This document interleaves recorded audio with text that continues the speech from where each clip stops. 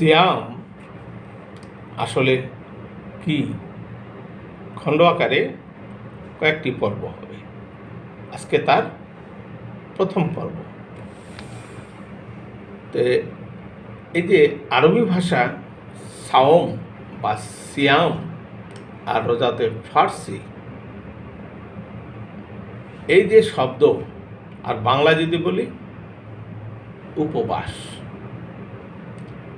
তো সিয়াম বা রোজা কি শুধু এক মাসের জন্য সারাদিন, অর্থাৎ শবে সাদিক থেকে সূর্যাস্ত পর্যন্ত এই যে সময় সারাদিন উপোস থাকা? সিয়াম বা রোজাকে নির্দিষ্ট মাসের মধ্যে আবদ্ধ করে রাখা, যে কোরআন সমর্থন করে না, সেটি নিয়ে আলোচনা করব।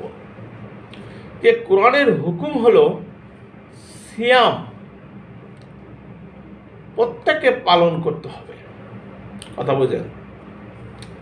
কোরআনের হুকুম সিয়াম প্রত্যেককেই পালন করতে হবে। কতক্ষণ? যতক্ষণ না নিজের মধ্যে খান্নাসরূপী শয়তানকে বিতাড়িত করা যায়। তার জন্য কাহারও 1 মাস, কাহারও 12 মাস বা তারও অধিক সময় লাগতে পারে। শুধু একটি মাসের ওপর নির্ভর করে কখনো খান্নাসরূপী শয়তানকে বিতাড়িত করা যায় না। মন হতে যে পর্যন্ত আপনি বুঝতে না পারছেন যে আপনাকে খান্নাসরূপী শয়তান আর কোনো কামনা বাসনা জাগ্রত করছে না, ঠিক ততদিন পর্যন্ত আপনাকে সিয়াম বা রোজা পালন করতে হবে। আর যদি একটি মাসকে ভরসা করে আপনি সারাদিন না খেয়ে খান্নাসরূপী শয়তানকে বিতাড়িত না করে যদি মাসটি কোনো রকমে পার করেন, তাহলে সারাদিন না খেয়ে থাকার নাম সিয়াম বা রোজা না হয়ে তখন তা হবে উপবাস। তা হবে উপবাস।